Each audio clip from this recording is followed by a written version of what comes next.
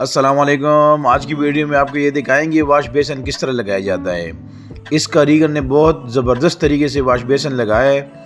तरीका सीखिए और घर बैठ के भी ये काम आप कर सकते हैं।